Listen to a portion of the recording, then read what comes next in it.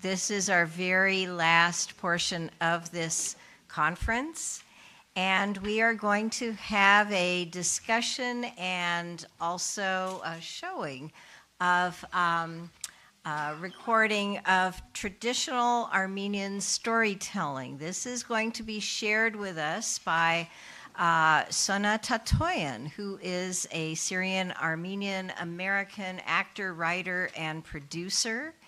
And she, in fact, created the storytelling piece AZAD, which has been performed in Germany, in parts of the United States. It has now been expanded into a multimedia theatrical experience entitled AZAD, the Rabbit and the Wolf, which actually will be performed over a period of 1 month, beginning in mid-April through early May in San Francisco, California.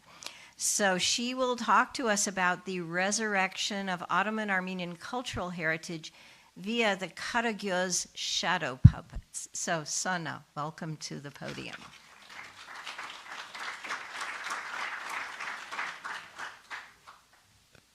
Thank you, Anne. I am really honored to be here, and I met Anne Karagözian, I love your last name, about 8 days ago. So I didn't know about this event that was happening, so it was very serendipitous that this was all aligned. And when I was sharing with her a bit about my work and what I've been up to, so what's on the screen right now is Hakawati, which is the nonprofit that I founded. And so growing up, as you heard, I'm Syrian Armenian American. I was born in Baltimore, Maryland. I'm first generation. And I'm the eldest child of my family. We would spend our summers in Aleppo. So from the time I was 9 months old, I was in Aleppo. I was baptized in Aleppo at the 40 Martyrs Armenian Church. I took my first steps in Aleppo, and within those childhood summers, I would always hear Abkar Knadjian Hakawati, Abkar Knadjian Hakawati So Abkar Dede, my great-great-grandfather, was a Hakawati. And what is a Hakawati? A Hakawati is a storyteller. So years later, as I was sitting on a silent meditation retreat in the woods of Finland, can you hear this one? This one. Okay, is that better? Thanks. Okay, sorry, guys. That word resurfaced, Hakawati, and it was in the middle of the Syrian war. And my family, we're Aleppan, we're Syrian Armenian, and so, being Armenian, being very aware of the genocide inheritance here, almost 100 years later, something similar was happening to that community, and so that gave this birth to this vision and this mission of Hakawati. And how do we tell our own stories? How do we become our own cultural preservationists? When 100 years ago we were unable to get our story out, and as a result of that, what happened. So in honor of my great-great-grandfather, I don't know why this is crackling, we founded this nonprofit, and my business partner, Rafi Niziblian in Armenia, it's both in the U.S. and in Armenia. It's a 501c3 here and a nonprofit organization in Armenia. I'm getting help here right now.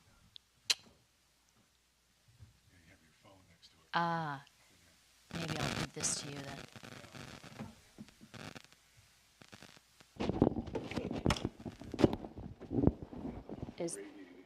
Okay. Is that better? Is that better? Okay. Now there's feedback with this. All right. So back in 2014, yikes. There is another mic here. Yeah, yikes. I was in Armenia after my family, is it this one too? I think if you take off the last. Should I take this one off?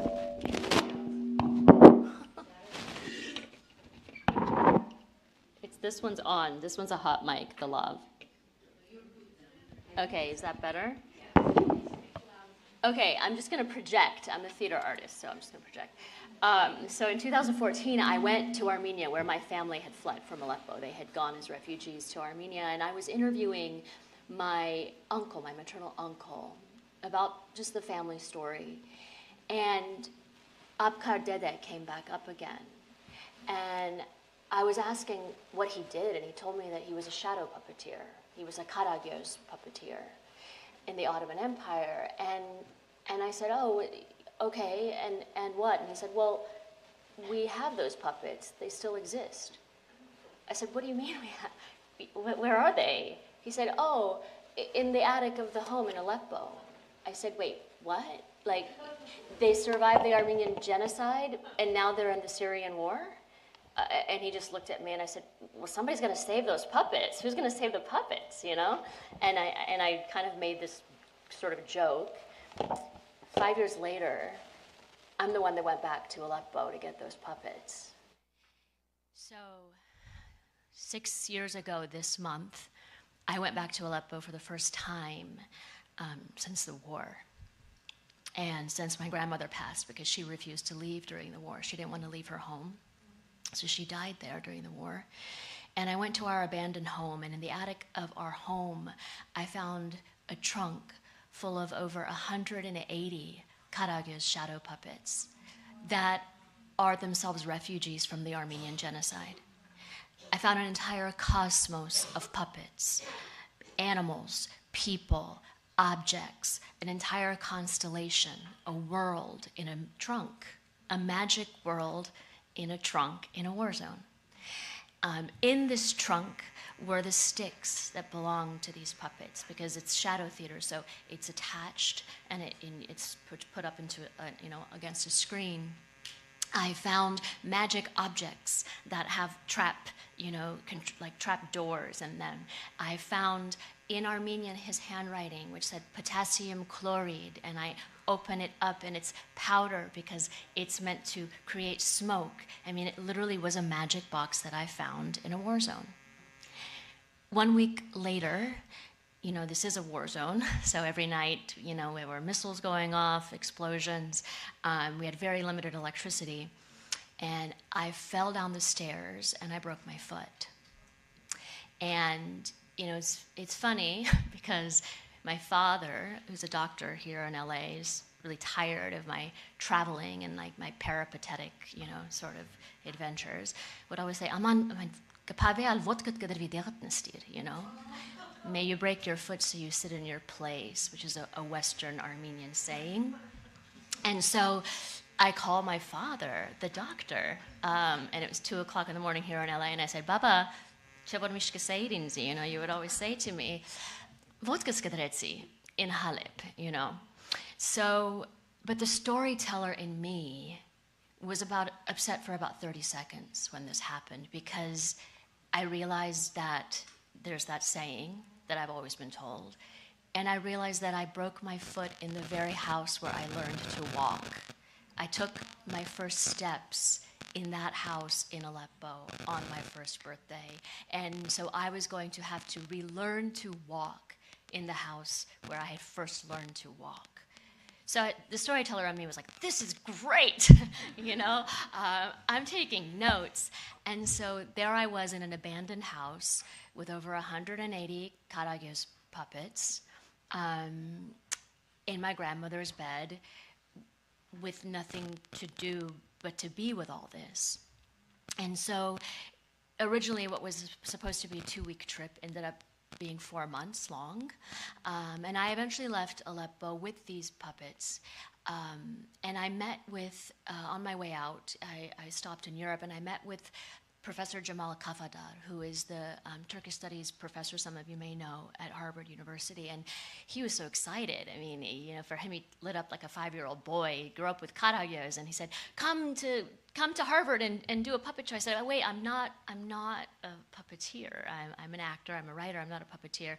But I had met a puppeteer. The only puppeteer in the United States who does this form of puppetry is a Kurdish artist who lives in Philadelphia and was here on an Einstein Genius visa to bring the art form to the United States. So he accompanied me to Harvard, And I gave a talk about this discovery, and he performed with my great-great-grandfather's puppets for the first time in a century. And so that talk was in many ways the genesis of what became a piece called AZAD storytelling. And AZAD storytelling is a 45-minute Hakawati, which means oral storyteller, style storytelling piece, which essentially speaks of my discovery of these puppets, my deeper dive into knowing who Abkar Knadjian, my great-great-grandfather, was, and through it all, a larger epiphany I had when I found these puppets, which is that, you know, Abkar Knadjian, as a Karagöz puppeteer, performed a form of cinema before cinema. That is what shadow puppetry is. It is a screen with shadow and light. It is also theater.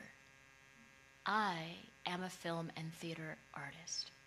So up until that point, I had always been very aware of the trauma of my inheritance, as a lot of Armenians are, you know, the trauma and the tragedy of the genocide, and that this is something I had inherited. The discovery of these puppets made me realize that storytelling is also my inheritance, and that this is not something that I had chosen of my own volition, that went against my father's wishes and my mother's wishes to be a doctor or whatnot, but that this is actually an inheritance. And if I am going to claim one, I have to claim the other, and that they both come from the same place. And so this was a larger sort of meta understanding of light and shadow, because there it was being actually represented, both of those things together. And where there is light, there is shadow, always. And where there is shadow, you know that there is a source of light. So this all culminated in this storytelling piece. And here's some images. Hakawati produced this storytelling piece for the first time in Los Angeles 3 years ago in April of 2022. We fundraised and performed at the Pico Playhouse. And one of those images that I'm standing up in is actually from the Pergamon Museum in Berlin. It's since been performed, as Anne mentioned, in several other places, Clark University and University of Michigan as well. And then this is the University of Michigan performance in September. And so as this was happening, my dear friend Bill Pullman, who sits on the board of my nonprofit Hakawati, you know, was saying to me, Sona, there's something larger here. There's actually a theater piece here, and we should think about developing that. And so he introduced me to a great theater in New York City called the Vineyard. They produce Avenue Q, if any of you are theater people out there who know, and so forth. It's a great theater in Union Square, actually around the corner from where Arshil Gorky lived, where his artist studio was. I'm a nerd like that, so I make those associations. And we had a first workshop of it as a play, beginning to turn it into a play, a multimedia play, back in January of 2023, so two years ago. And with that piece, I knew that the expansion of it from a storytelling piece into a multimedia play would be about a larger understanding of my collaboration with Abkar, actually, and that I was in what I call a quantum collaboration with my great-great-grandfather. That he, as an artist, was doing the original version of what I did, and I was picking up the very pieces of his art. Those Karagöz puppets he made by hand are in the show that I am making now, and that together we were telling a story across space-time about this family. And so to go further along those lines, I knew that we were going to include Abkar's ancient technology of Karagöz puppetry, and also modern technology of projection and cameras and so forth. And so this eventually gave birth to AZAD, the rabbit and the wolf. And this image that you see here is from December. We did a design forward workshop last workshop of the piece in New York City at the Vineyard Theater. And here's some more images there. So it is it's both the Karagöz as well as this projection and modern technology coming together, and my dear friend Abkar Knadjian on the oud, sort of holding the whole thing with his like sonic foundation. There it is. That is the actual X-ray of my foot from Halep. And there's Ara, if you can see Ara in the background. So this brings me to, in a month from today, I head to San Francisco to begin rehearsals for finally the world premiere of this show, AZAD, the Rabbit and the Wolf. And there's a QR code there if you want to scan to learn more about this project and what we're doing. We are performing April 11th to May 3rd in San Francisco. There will be a performance on April 24th, actually. And I think the last thing I want to share before I open it up to you for questions is that when I found out that I was going to do this and be here with you, we filmed that Design Forward workshop in December, and this week I had my dear friend Sarin Hayrabeddyan, who filmed it, put together some snippets from that. So I wanted to share that with you guys. No one else has seen this. This is like hot off the press. Excuse the sound quality for any filmmakers out there. This has not gone through post. It's just literally, yeah. Oh, the world is upside down. Why is the world upside down? You know. I don't. Because the world is just a puppet show.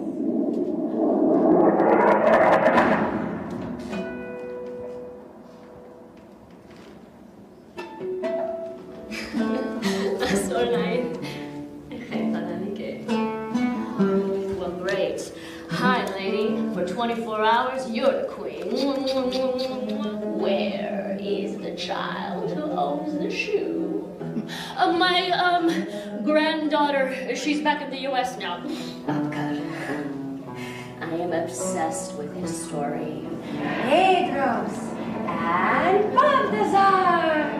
Layers of heritage, you know, from Syria, Armenia, and southeast Turkey. You think my family is Turkish? You mean the nation that nearly annihilated us? Forced deportation marches, 1950. Sona! Sona! Signed.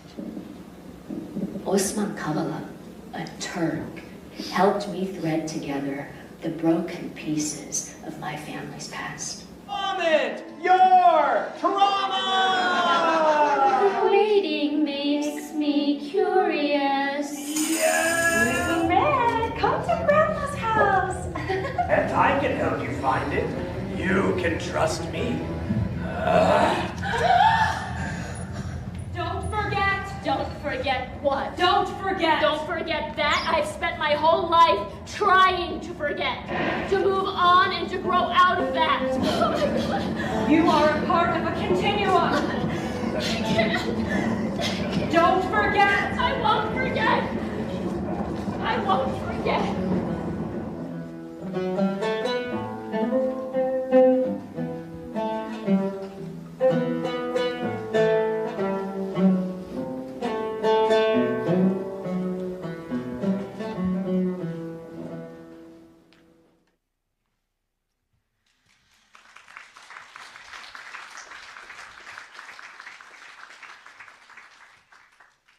Thank you. So, do you want? We can, if anyone would like to ask questions. The question was, for those in the remote audience, when is she coming to LA? We don't know yet. We are in talks for New York after San Francisco right now. But if there is an interested producer for Los Angeles, let me know. Yeah. Any other quick questions? I think Lisa has one. If anyone has a mic, run it over there. Yeah.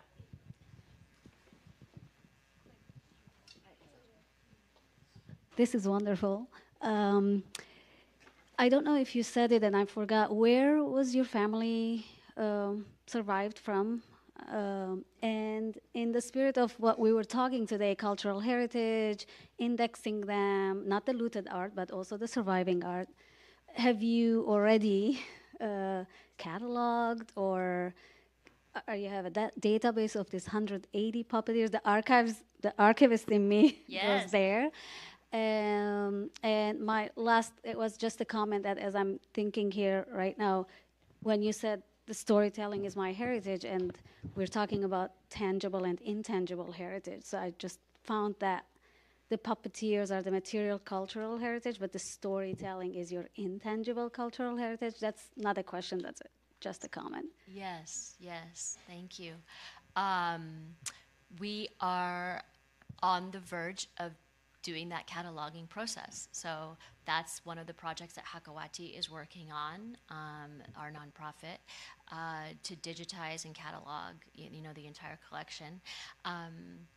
I've been making art with these puppets, so they've been active, like I always joke that, these puppets have gone to Harvard twice, like they went for that first talk, and then Harvard Art Lab actually invited me for a residency for Rabbit and the Wolf, 4 years after that first talk that I gave. So I was like, these guys got out of Urfa, they got to Aleppo, and now they're just like, they've been to Harvard twice, they've performed at the museum in Berlin, like they're on a rampage, and I'm following, I'm just like listening. Because Karagöz is an art form also, just to say something briefly about that, they were the political truth speakers of the time. They're the Ottoman Empire, like, speak truth to power dudes, like they said what you couldn't say, and they said it with humor and satire and often body, body humor and so forth, and would get away with a lot, but then sometimes they wouldn't, the puppeteers would be arrested. So, they're mischievous, and they were also used to do magic. They were also used, like I said, I found a magic box, and what they were also used.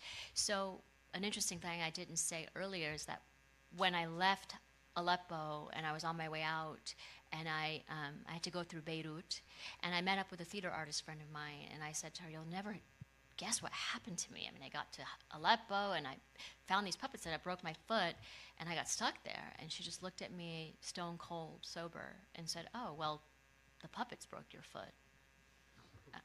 And she goes, "Well, yeah, it's obvious. They wanted you to stay." And I was like, "Oh." And it was both like crazy what she said, and I simultaneously knew that it was true, So that's kind of in the play version, The Rabbit and the Wolf, that's the premise that I took, is that this was all orchestrated by the puppets in order to get me to understand something larger and to get them out of there in order for them to tell the stories that they need to tell. Well, let's thank